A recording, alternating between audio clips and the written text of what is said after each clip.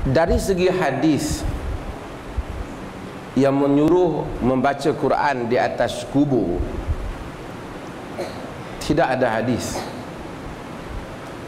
Cuma ada qaul yang disandarkan kepada yang disebut oleh Al-Imam Nawawi, yang menyatakan Al-Imam Syafi'i kata baca Quran di kubur mungkin menyebabkan turun rahmat.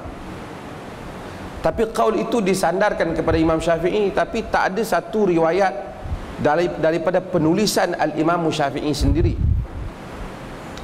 Ulama-ulama, saya balik sedikit sebelum nak faham isu tu. Ulama-ulama terbahagi kepada dua pendapat. Bacaan Al-Quran kepada si mati sampai ataupun tak sampai, dua pendapat. Pendapat yang pertama ialah pendapat yang menyatakan bacaan Quran tak sampai kepada si mati, pahala tu tak sampai.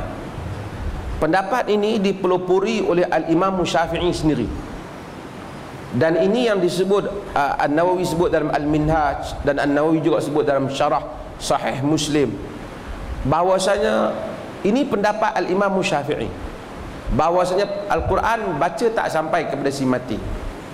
Bahkan sesiapa yang baca tafsir Ibnu Katsir semasa Al-Imam Ibnu Katsir menafsirkan firman Allah, wa alaysa lil insani illa ma syaa, insan tak akan dapat melainkan apa yang dia kerjakan, maka Al-Imam Ibnu Katsir menyebut bahawasanya telah menjadi pendapat Al-Imam Syafi'i rahimahullah bahawasanya di atas alasan, di atas ayat ini Al-Imam Syafi'i berpendapat tak sampainya bacaan Quran pada si mati, kerana setiap orang akan diberi berdasarkan kepada amalan dia sahaja. Ini pendapat Al-Imam Syafi'i. Setengah orang tu dia tak tahu, dia dengar pendapat orang kata tak sampai, dia Wahabi, dia kata tak betul. Wahabi restoran Japan, wasabi, Japanese restaurant. Ini bukan pendapat, ini pendapat Al-Imam Syafi'i, disebut dalam kitab-kitab Al-Syafi'i. Tak ada kaitan dengan geng-geng Saudi, tak ada kaitan dengan mereka. Al-Imam Syafi'i, walaupun kemudian mazhab Syafi'i telah memilih pandangan yang berbeza dengan imam mereka, tapi ini adalah pendapat dia. Dan alasan lain Ibnu Katsir sebut kerana tak pernah ada satu contoh praktikal daripada sahabat Nabi, daripada Nabi dan para sahabat. Dan dia sebut lau kana khairan lasabaquna ilai, jika benda itu baik, nescaya sahabat akan mendahului kita. Kita tak sempat buat, mereka akan mendahului kita. Okey, pendapat yang kedua, pendapat ini disebut dalam mazhab Hanafi, dan selain daripada mazhab Hanafi, Ibn Taymiyah juga macam taklah begitu bangkang sangat pendapat ini, dan disebut oleh Al-Imam Ibn Salah dalam mazhab Syafi'i juga. Dia menyatakan bahawasanya bacaan Quran sampai kepada si mati jika Allah mustajabkan doa. Contoh, kita baca qul huwallahu ahad, ada pahala. Kemudian kita minta Allahumma ja'al sawaba ma qara'ana hadza li fulan wa fulan, ya Allah jadikanlah pahala bacaan ini untuk fulan dan fulan. Kalau Allah mustajab doa tu, maka dia dapatlah. Kita baca Fatihah, Fatihah ada pahala tak? Ada. Kemudian kita minta pahala Fatihah bagi kepada si fulan. Kalau Allah mustajab, dapat. Kalau tak mustajab, tak dapat lah. Tapi possibility untuk dapat tu ada, kalau Allah mustajab. Kalau tak mustahil, Allah mustajab. Golongan yang kata tak terima ni, dia kata Aisyah telah tanya macam mana nak buat apabila pergi ke kubur. Nabi SAW ajar, Nabi suruh baca bagi salam, Assalamualaikum ya ahli diyarin minal mu'minin wa inna insyaAllah bikum lahikun, sehingga akhir hadis. Tapi Nabi tak kata kau baca Fatihah dulu. Tak ada lah mana-mana riwayat. So mereka tak setuju. Yang kedua, ini dua pandangan. Yang kedua kata no, mungkin Allah terima doa itu. Dia kata ada pahala, Allah terima doa kita, pahala tu nak bagi kat mak kita, dapatlah kat mak kita. Nak bagi kat sahabat kita, dapatlah kat sahabat kita. Kemungkinan itu ada. So sebahagian para ulama mereka tak bangkang sangat kerana takut kemungkinan itu ada. Allah mustajabkan doa. Tetapi Al-Imam Ibnu Abil Izz Al-Hanafi sebut dalam syarah Al-Aqidah At-Tahawiyah satu perkara dengan syarat, dia kata benda ni tak diupah. Upah maksudnya orang tu baca kerana nak dapat duit. Macam sekarang gua keluar borang bila bulan puasa, satu kepala 150.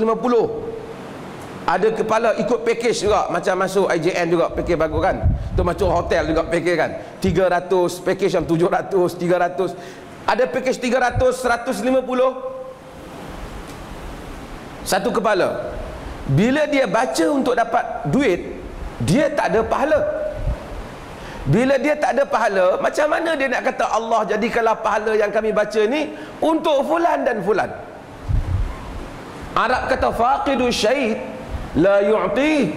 Orang yang kehilangan sesuatu, tak memiliki sesuatu, dia tidak dapat memberi. So kita tak memiliki, kita tak ada pahala. Kita dah dapat. Orang yang baca Quran kerana nak dapat duit, dia tak dapat pahala. Macam mana dia boleh ambil duit tu, dia janji aku hantar pahala? Macam mana you confirm you hantar pahala? Siapa postman, siapa yang tak tolong sign? Macam kita hantar barang, ni sign dah barang, barang sampai. Kalau orang tu baca Fatihah, dia minta supaya Allah bagi pahala itu kepada si mati, saya rasa umumnya kita tak boleh bangkang lah kemungkinan Allah bagi. Tapi bila dia kutip duit, ini menyanggahi fatwa yang disebut. Yang kedua, ia akan create eksploitasi agama.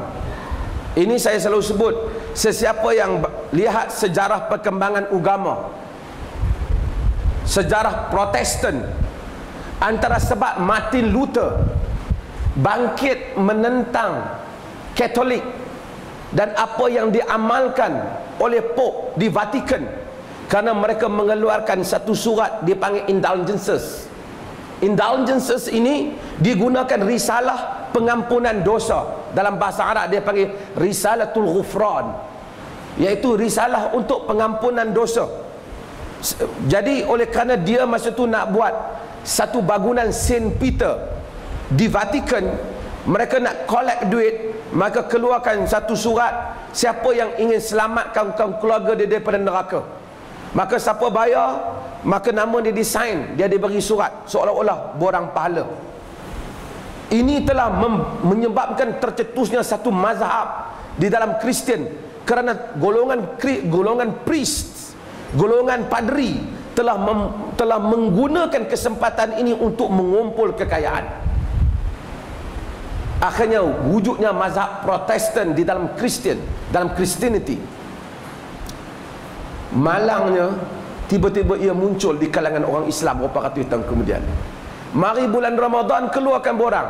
Saya tahu sebagian, saya tak mau sebut ustaz-ustaz yang saya kenal, 40,000, 50,000 sekali bulan Ramadan sekali dia buat. Dia hire 3-4 orang student Ma'at Hafiz, kononnya tolong baca Quran. Kemudian siapa yang nak baca, letak senarai nama, borang, isi nama barang. Dia kesialah ke ayah kita, mak kita, isi nama mak kita, ayah kita. Kemudian dia kata, Allahumma ja'al sawaba ma qara'na lihaula. Pum, dia tepuk sekali. Ya Allah, jadikan pahala kami baca ni kepada semua mereka yang namanya tercatat di dalam borang ini. Demikian mereka membuat duit untuk satu orang, RM300 satu kepala, 10 orang 3,000. Kadang-kadang mereka dapat 100 orang, 200,000 orang, dan mereka telah mempunyai kekayaan yang besar sebagian orang dengan menjual nama Quran. Ya'tu 'ala nas, dalam hadis yang diriwayatkan oleh Abu Dawud, ya'tu 'ala nas zamanun unasun yaqra'una al-Quran wa yas'aluna an-nas. Akan datang, Nabi kata iqra'ul Quran qabla an ya'tiya zamanun unasun yaqra'una iqra'ul Quran wasallallahu qabla an ya'tiya zamanun unasun yaqra'una al-Quran wa yas'aluna an-nas. Bacalah Quran dan minta pada Allah, kerana nanti akan datang pada satu zaman orang yang baca Quran tapi minta duit kat orang ramai. So berhati-hati dengan hal ini. Kita tak, orang kata dia orang ni duk kata tak sampai, Soal sampai tak sampai kita letak put aside. Kita kata ini ada pandangan dua di kalangan para ulama. Tetapi mengambil kesempatan dengan mengkutip duit seperti yang dilakukan sekarang online. Online. Siapa yang nak selamatkan keluarganya, online. Selamat dapat kat ustaz.